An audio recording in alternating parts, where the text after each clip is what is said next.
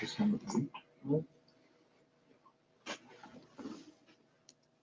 one. You're live.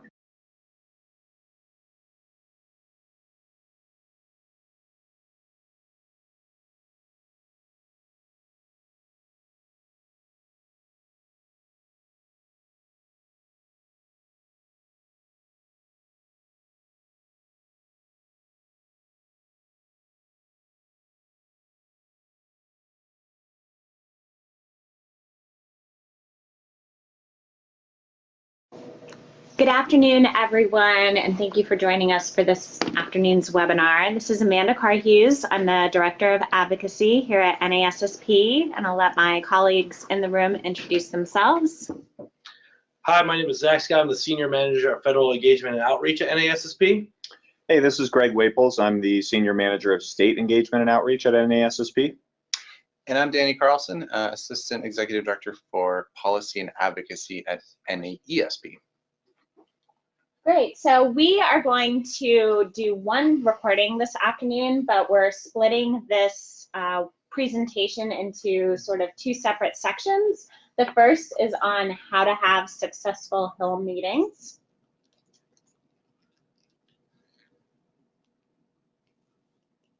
And I think we can continue on.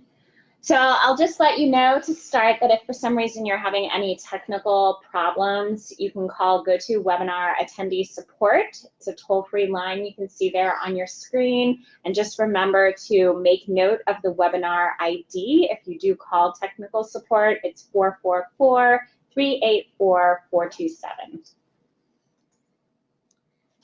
So the purpose of today's webinar is to prepare everyone for our joint Hill visits to Capitol Hill on Wednesday, March 21st. All of you should have now received information. The NASSP attendees should have received an email from me. Danny has also sent information to the NAESP attendees about the Hill Day, some logistics, and information on how to start scheduling your Hill meeting. So we'll talk a little bit more about that during this webinar. I will mention too that if you do have any questions, please go ahead and type them into the question box in the GoToWebinar account, the screen that you see there. And we'll try and address those as we go on, and we'll also have some time for Q&A at the end of each section of the webinar. Okay, great. This is Greg at NASSP again. So I'm going to run through quickly the agenda for the How to Have Successful Hill Meetings portion of today's webinar. So a few points we're going to hit during this presentation. The first is the logistics around scheduling your meetings. So how you should actually be reaching out to congressional offices and recording those meetings so that we can have a record of all of them. The second is going to be some Hill meeting myths. So looking a little bit closer at perceptions of Hill meetings and the best ways to conduct those. Third will be how to maximize your influence. So trying to make these meetings as impactful as possible and make sure that the staff and members of Congress that you're going to be meeting with remember you and your message after you leave their office. Finally, we'll go over some additional advocacy resources. So some things that you can research in advance on that NASSP and NAESP offer to have those resources at your disposal now and prepare yourself for the meetings when they take place. Okay, so first thing here is the general logistics of scheduling your Hill meetings. As Amanda mentioned, everybody already received the Hill Day memo either from her or from Danny at NAESP directly. And that has all the information in there about scheduling meetings. So if you haven't taken a look at that, please do so. When you're scheduling your meetings, assume that the meetings will last around 30 minutes. Meetings on the Hill can really last anywhere from 10 minutes to 30 minutes or longer, depending on the schedule. So some folks, especially if it's a member and they're running around, they may have to cut it a little bit short. But there's plenty of times when the conversation will run over, and that's a good thing. If the member or staff member is willing to sit and talk with you for a little bit longer, that means that you're having an impactful conversation, so that's good as well. So plan for at least 30 minutes, but give yourself enough time to get between meetings. So you should ensure at least 15 minutes to travel in between meetings, especially if you're having one meeting on the Senate side and then you need to get over to the Hill side. That walk can take at least 15 minutes. So be sure to give yourself enough time and you know, assuming that meetings will last at least 30 minutes and then giving that buffer to get in between your meetings. Okay, so for actually scheduling your meetings, we have set up a scheduling Google Doc where you can go in and enter all of the information as you get these meetings set up. And I'll have an image up here on the screen in a second of what that Google Doc looks like and where exactly you're supposed to put that information in there. But if you have any questions about the Google Doc or actually scheduling the meetings, just contact myself or Danny, and we'll get everybody all squared away. I know we've asked the NASSP state coordinators to take a leading role in trying to schedule all of the meetings for their states, but we recognize that every state is different and certain people have taken the lead in other instances to set up their own meetings. So I think it's really best if folks just communicate with each other. So once you get into that Google Doc, you will see all of the, whoops, sorry, I didn't mean to actually click on the Google Doc there. I meant to click to the next slide. So once you get into this Google Doc here, you will see all of the attendees for your state. So feel free to coordinate with each other, send each other an email, make sure you're all looped together about what's happening with the scheduling of Hill Day meetings, who's taking the lead on outreach to members of Congress, members of Congress's offices, and what the status of the scheduling for those meetings are. So if you look over on the right side of this document, you'll see the columns highlighted in green. That's where you'll be filling in all of the information about the meetings themselves. So there's a column for notes on last communication with the scheduler. So just put in there, you know, if you recently emailed the scheduler, you recently talked to them and they're checking in to see what time will work, you can keep all of that information in there and keep it up to date. That way you can remember what the last communication was, and we can also see that communication is happening and meetings are getting set up. Once you actually have the meeting set up, go ahead and put the time of the meeting in the meeting time column, and also the location where the meeting will be taking place. So we need to know which office it will be in. And then finally, there's a column on the far right side for who the meeting will be with. This is important because we really want to know if folks will be meeting with a particular staff member, probably the legislative assistant that handles education issues, or if you'll actually be meeting with a member of Congress. We are going to have photographers going around and taking pictures throughout the course of the whole Hill Day. So we want to let those folks know when you'll be meeting with members of Congress so we can ensure that they stop by and take a picture. So please enter into that column if you'll actually be having a meeting with a member of Congress. Okay, great. Very quickly, just looking at the Capitol complex here and talking a little bit about the logistics of the Hill. I know many folks on the phone have done Hill meetings many times, so this map probably looks very familiar to you. But all of the House office buildings are on the left side of the map here, or the south side of Washington, D.C. directionally. And that's the Rayburn, Longworth, and Cannon buildings. And then the Senate office buildings, Russell, Dirksen, and Hart, are on the right side of the image here. And you can see, I mean, it's hard to see what the distance is there, but it's actually a pretty decent distance between them. So, you know, just to note again that there is a decent amount of walking when you're moving in between these buildings, and that's certainly something to consider as you're scheduling meetings. You know, if possible, it would be best to do the Senate meetings back to back, and then over to the House if you can schedule that way. But that's one thing to keep in mind as you're scheduling meetings and thinking about how you'll be walking back and forth. Okay, and now I'm going to turn it over to Zach to talk a little bit about some Hill meeting myths. Thanks, Greg. Greg did a great job kind of wrapping up what we're doing so far, so I thought that was really helpful for everybody. Once again, give yourself about 15 minutes to walk from each side of the hill, like Greg said before. I know everybody thinks they're a speedster until you get on the hill. I know all your principals are on your feet all day, but it is going to be a lot of walking and standing during the day, so just be ready for that. First off, when we talk about, when we go over through this training and everything like that as well, we are going to do a training on site at the advocacy conference here, but with NAESP and NASSP staff. So if you don't feel comfortable after this, feel free to contact us directly with any questions, or just wait to the conference. We'll be happy to address anything there. We'll go a little more in depth there, but we just want to get started with some things that people may be thinking about when you're having these Hill meetings. So the first one is that practitioner voices like mine don't really matter in crafting federal policy. Maybe you think it's all about the lobbyists. It's all about everybody's talking about certain groups right now that are loaning money to elected officials. Right now, we're talking about the NRA, obviously. So you may think that your voice as a practitioner doesn't matter. I can assure you this is not true.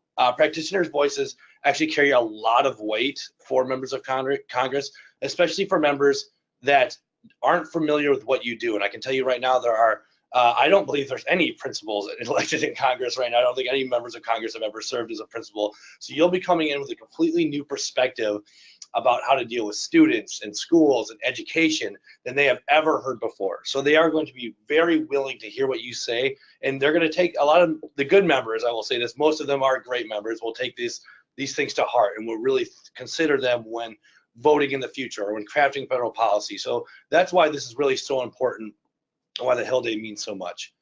The second piece is meeting with a staff member is not nearly as important as meeting with my legislator. I was a staff member on Capitol Hill for about 3.5 years before I joined NASSP, and I can tell you this is absolutely not true. Many of you will not be able to meet with your members. That just happens. They're very busy people. They're running around constantly. But the staffers really are often the experts on the issues. They're the ones who kind of have a certain more narrow focus on what they're covering. Members have so many things going on throughout the day that sometimes it's difficult for them to kind of keep things in, I guess. They kind of lose meetings throughout the day and it's hard for them to remember what was really going on. That doesn't mean that will happen with your member, just it's more difficult sometimes. But the staffers are really the ones that are crafting the policy for the member and offering their recommendations. So when you're meeting with a staff member, really treat it like it's just as important as being with the member. Staffers, the good ones, will take a good meeting and will share that information with their member later, and that kind of drives your message forward. So I really think it's extremely important that when you meet with these staffers that you treat it just like you're meeting with a member of Congress. I think I'm ready for the next slide. And next we're going to talk about how to maximize your influence. So during these meetings, how are you really going to sit down and make sure that you can have the best meeting you can? You don't want to waste your time. You obviously don't want to waste their time. So you want to make this a really effective meeting where you leave a message that they're thinking about for a long time afterwards. So before your meeting, you want to do some homework. And I know that we always tell that most of you are probably used to hearing kids gripe about homework, so I don't want to hear any of you complain about having to do a little bit of homework as well. We want you guys to do a little bit of homework before you come out here. We are going to share, we do have NASSP and NAESP materials on our legislative advocacy pages. We have linked to them in the webinar here. We'll be sure to share those with you in an email as well, so you guys can all access those. These are just some basic talking points, some ideas on policies, some more information that you can kind of read through when you're getting ready for the Hill. Once again, we will provide you with talking points when you are there, so you guys don't need to worry about crafting these all yourself, but it is always good just to come in with a little bit of a base that you can build off of moving forward.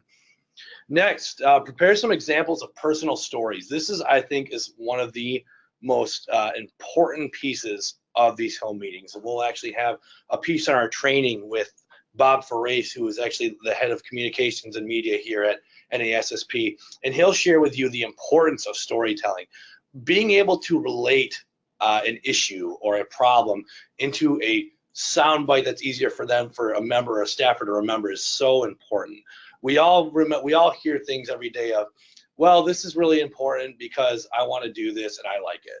That never really sticks with anybody. When you're able to go into a meeting and say, I think that Title II funds are important because I had a teacher who struggled greatly with reaching their students in CTE. Title II was able to provide them the professional development they needed, and afterwards we saw GPAs raised this much. I mean, that's a story that's much easier for someone to remember and to relate to. Otherwise, they can't relate to your story because, once again, they're probably not educators that you're talking to. So this makes your issue that much more relatable. So when we're sharing what our topics are going to be here, when you see them in these Hill packets and briefings that we will give you guys, just start to think about some stories that you can share. You all have a million stories. You all take care of so many students every day. Each student is a new story. So I'm sure all of you have stories that you can tell related to all of these things in some aspect. Data and statistics is always really helpful as well. If you're able to provide those, we love data and statistics. Those can really go a long way in carrying your story as well. Find some background information on the legislator you're meeting or the staffers. Staffers, it's going to be a little more difficult to find background info, but you can always just try sometimes a simple Google search will turn something up. But with members, members always have bios on their websites. I've never met a member of Congress who doesn't love to talk about themselves, so I'm sure you'll be able to find some information on them. Some really good places to start off. Committee assignments. If they're on a committee that deals with education, is that something that you should look at? Maybe they've done something in the past related to education that you can find on their website. Press clips. Press clips is a great one as well. You can see what kind of their main focus is. Maybe they're not completely involved in education, but maybe they're really into manufacturing. That's a good bridge to CTE and things like that that you can develop there. Social media. Every member of Congress has a social media now. I think it'd be hard pressed to find anybody that doesn't. So every member has a social media. Every member has staff that posts constantly for them. Once again, that will help you find what is important for that member, what really drives them, and how can you use that to help influence your story. And lastly here, prioritize your top 3 issues. We're going to give you several issues we want you to talk about on Capitol Hill. That doesn't mean that you personally need to talk about all of them.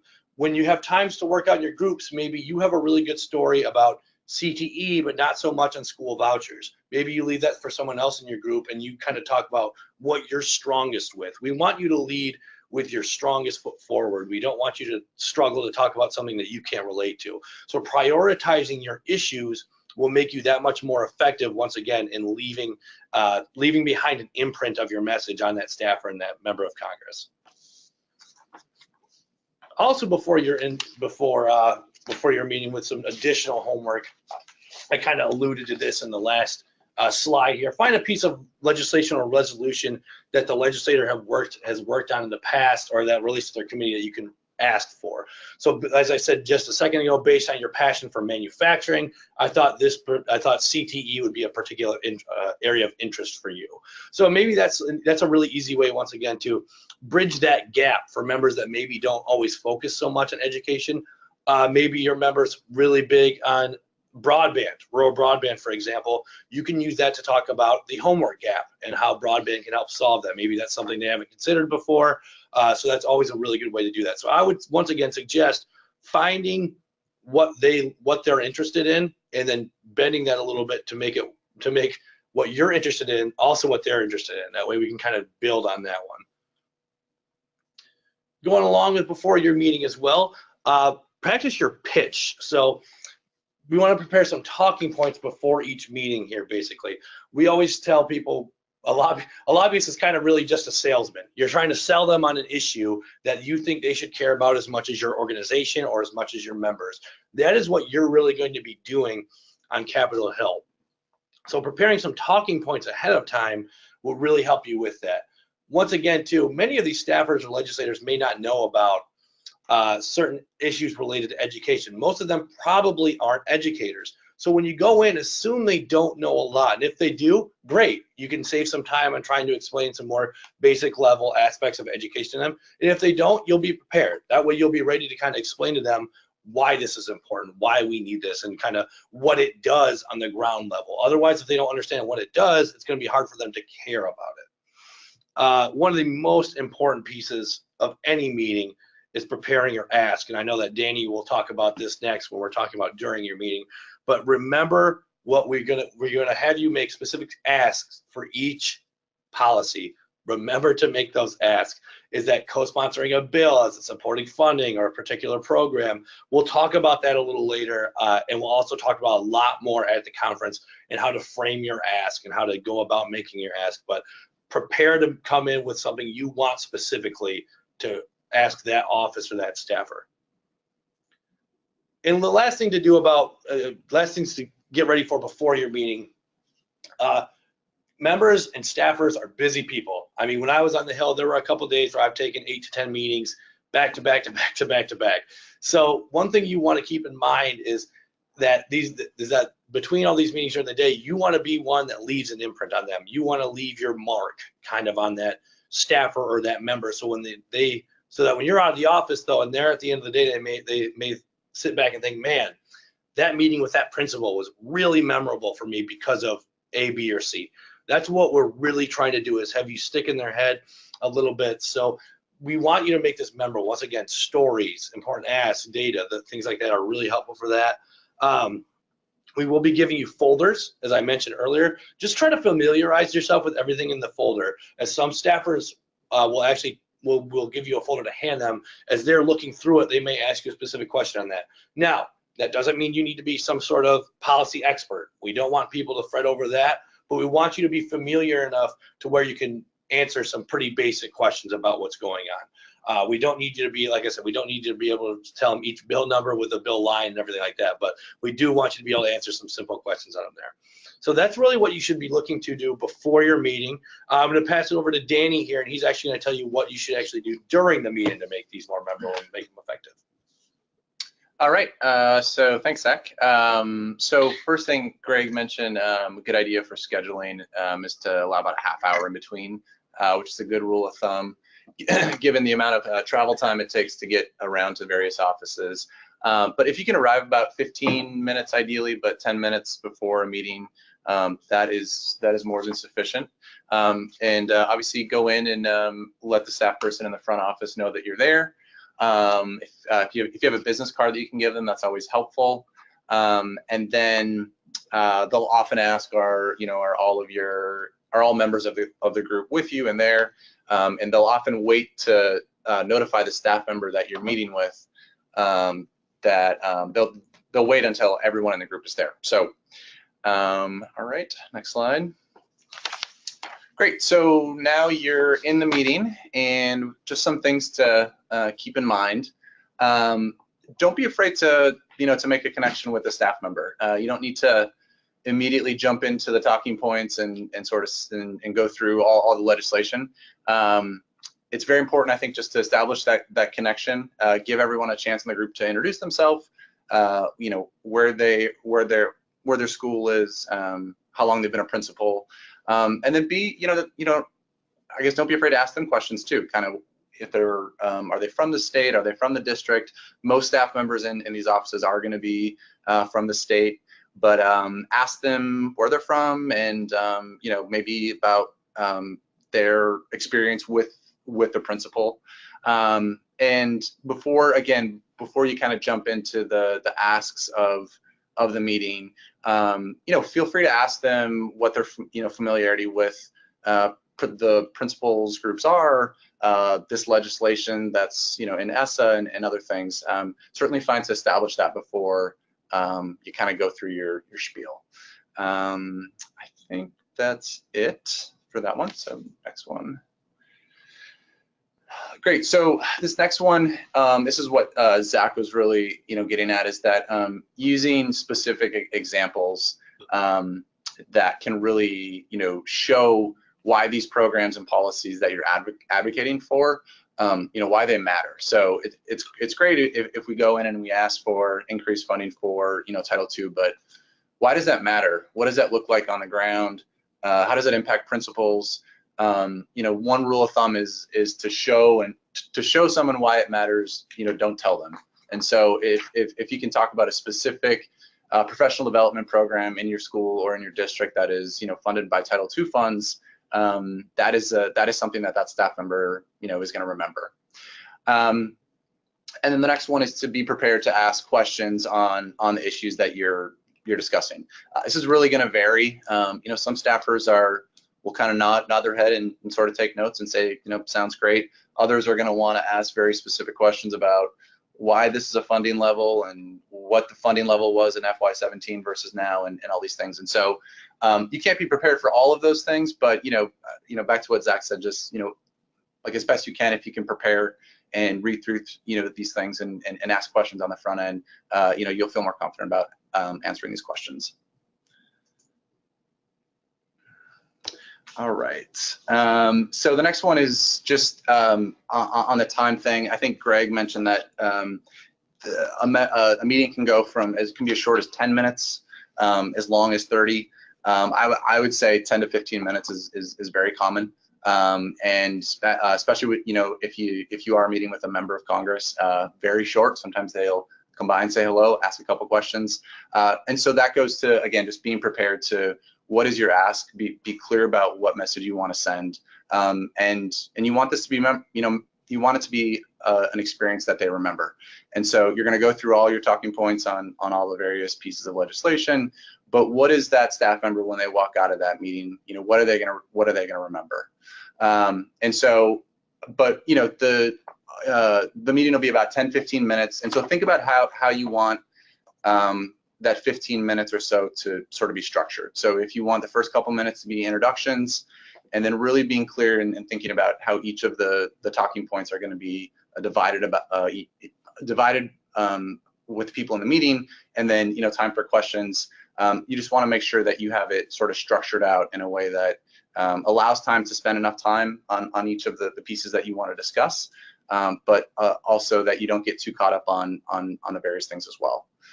Zach mentioned that you'll have the folder of materials, and so that'll be something that you'll leave with that staff member when they walk away. I think we'll probably talk about this after the meeting, but I always think it's a good idea that if you've left those materials and you discuss pieces of legislation, if you want, I mean, this is something where, as a staff member, if you send them an email a week or two later and you want to follow up, and if they promise that they're going to have a conversation, or they're going to send a letter to a committee, or they're going to do something, it's very, very common, and I think a good sort of best practice to follow up with staff members and follow up to see where things stand, so that you don't walk away from that meeting and it was just sort of like, all right, that was good, thanks, we'll see you next year. But at the end of the meeting, you want to thank them for their time, ask them if there's anything else that they need from you, if there's any additional information that you can provide them, and then last but not least, ask to take a picture with with a member of Congress if they're willing and if there's time. Those are always great. Great, thanks, Danny. Greg again here. So jumping into after your meeting and some best practices for things that we can do to increase our exposure and to really cement the impact that you had during the meeting, and to follow up with those members of Congress offices and build those long-lasting relationships, so that this isn't just a one-off. This is the start of a continued conversation that you'll have with your federal lawmakers. So immediately after, really can't emphasize enough the social media impact. We can really double our impact that we're having on the Hill if we post photos and information about our meetings on Twitter and Facebook right away. And we're all going to be coalescing around the Principals Advocate hashtag. So you'll see that all over the place at the conference, so you won't be able to forget it. But really posting on Twitter, especially right away. If we have Principals Advocate trending, at least in DC, for the duration of the day while we're up there, that is really going to make an even bigger impact. Any offices that we're not meeting with are going to check out that hashtag and see what's going on. They're going to see that there's this massive presence of school principals on the Hill that are talking to their members and making an impact, and our message is going to get out there more broadly than just within the walls of the offices where you guys are holding these meetings. So I think that's tremendously important. If anybody doesn't have a Twitter account yet, I would strongly encourage making one. You're really going to be able to maximize your exposure. Even if you don't have any followers, you're still putting out content that will all be around this hashtag and will really help get our message out there more broadly than just the meetings that are taking place. In addition to social media, as soon as possible after the meeting, and that doesn't mean within a couple hours, the same day, within a few days, a week after, send a thank you email that reiterates your key points and asks. So whatever those were, we want to follow up with them, send them the resources and materials, again, make sure that they have them, and also offer to be a resource and tell them that they can contact you whenever needed to talk about education issues, issues that affect principals and schools in the district or in the state. Offering to be that resource that can be incredibly valuable for staff members. They love to be able to communicate with trusted advisors and people who can let them know what's going on, and professionals. Also, you can ask the member of Congress to come visit you at your school. That's something that we're really emphasizing, trying to do more shadowing visits, having members of Congress come and do a Principal for a Day type program. So don't hesitate to make that ask. Invite the member of Congress to come visit your school and your school district, and you'll be surprised by the response you get. I think there's a lot of members out there that would be very excited about doing those type of things. So don't hesitate to ask for that in the follow-up. Okay, in the next few days after the meeting takes place, continue to share photos and your experience. So you can continue to do that on social media, but also do that with traditional media outlets like your local press, your local paper, and television stations, and also within the school community. Folks will be very interested that you sat down with your member of Congress and had these meetings. And if you put that out there and you let folks know that you did it, a lot of times you'll find that that's very newsworthy. And people will be interested in talking to you about it. And again, that's continuing to build our advocacy exposure beyond just the conversations that you're having in these meetings. So really encourage folks to do that afterwards. Reach out to the, well, I already said this, reach out to the district or state office and invite the member of Congress to come visit your school. Really think that's an impactful step there that folks can take. And lastly, complete our Hill Day meeting report that we have up on the screen here. It'll just be a few questions, but this will really help us gather what your conversations were about and where these members stand on the issues that we're talking to them about. So are they going to support the legislation that we care about? And that will help us further target our advocacy moving forward so that we can have the biggest possible impact in influencing members of Congress. So please do fill out that form sometime afterwards. And again, we'll circulate this all more during the conference and after the conference. So you'll see this plenty more times. Great, so we just hope that you'll take a look at some of our online resources before you come to DC.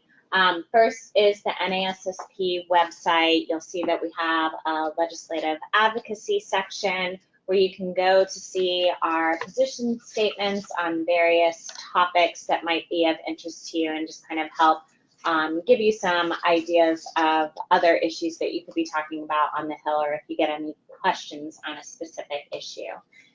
There anything you want to mention about the ESP? No, just just check it out again before, before you come to and conference. then we also, both our organizations have designed more specific ESSA-related toolkits for principals. In ours, it includes a number of fact sheets on the major provisions of the law. I think most of you are pretty familiar with it by now. Tools to help principals make their voices heard, and also model legislation that could be introduced in your states to help support principals. So take a look at that if you haven't already. And then the final thing we'll mention on that slide is both organizations have blogs. So I would check those out just to see what the latest issues are that we're talking about. Okay, great. A few additional advocacy resources. NASSP and NAESP both have action centers. So folks have seen these before. This is how you get in there and actually contact your members of Congress via email, phone calls, social media. One thing to flag with ours, we have a brand new action center on the NASSP website. So if folks saw our first action alert that we sent out on Title II last week, you probably already got in there and had a chance to take a look at it and use it. But if you haven't already, would encourage you to get in there and check out NASSP's new Action Center. We're using a new platform and it's really interactive and easy to use. So again, we have one action alert up there already for Title II. So get in there and check it out. But you can find some additional resources on Title II in there and see more ways that you can contact members of Congress. Danny, anything to add? Yeah, no, that looks good. Sounds great. Great, and then we just have social media handles on here for folks. Follow us to look for content during the conference and during the Hill Day. And then, of course, you can find resources on the House, Senate, and Congress websites if you need anything while you're up there or need to look up additional information. And of course, Danny, myself, Amanda, Zach will all be available as resources if you need to figure out who a staffer is or what the status of a meeting is or anything like that. We can certainly help you out with that as well.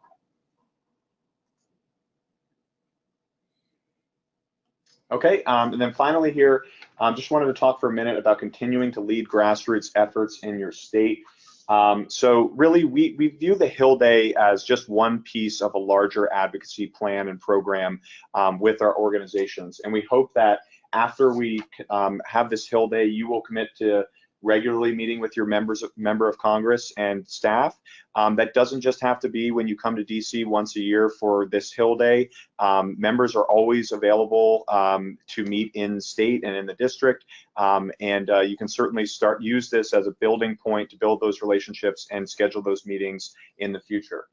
Also, stay informed with what we're doing in our advocacy by signing up for NASSP's monthly FGN newsletter, and also NAESP's advocacy update newsletter, and participate in some of the future trainings that we're going to offer. And then, of course, the conference next year. So when registration rolls around for that, we hope everybody will participate in the 2019 conference as well. So really just hoping that folks will use this advocacy opportunity and continue to stay involved as we move forward. Great, so at this point, we're gonna open it up for Q&A for the first half of the webinar. We'll leave our contact information up on the screen. Zach is getting a little closer to the screen so that we can actually read some of the questions that have come in already. Again, if you do have a question, please type it into the question box in the GoToWebinar screen. All right. If I can try to find where the top of our questions are here. When will we have access to the slides you are presenting today? That is a great question.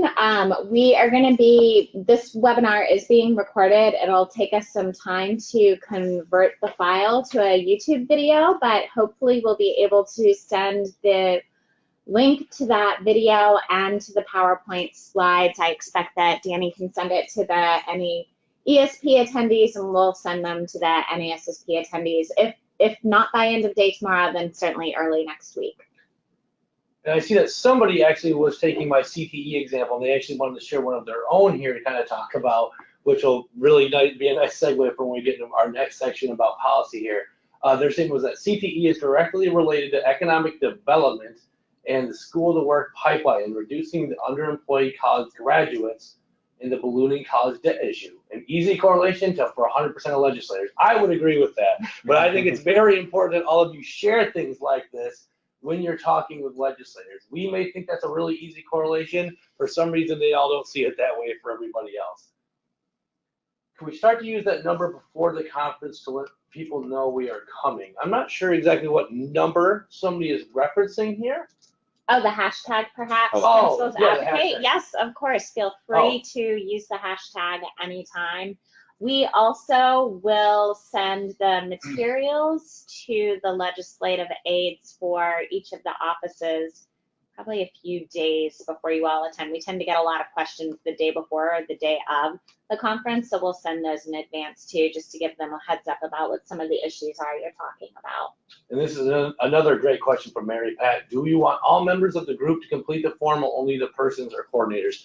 We do want everybody to complete the Hill Day form once it is completed. I think is that what she's referencing? I think just one per state. We just want to make sure, well, let me correct myself, one per meeting. Okay. Is what we want, because we want to just know what happened in every single one of those Hill visits, and then what kind of a follow-up we may need to do with a certain office, whether they said they were going to support a bill or funding for a specific program. We just like to know what kind of follow-up we need to do.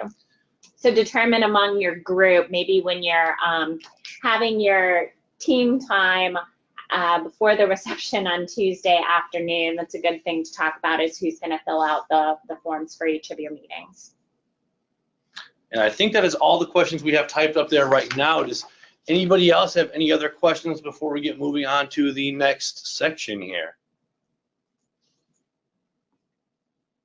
Great. Well, thank you everyone for attending our first webinar on conducting successful Hill meetings. We're going to move on to part 2 right now.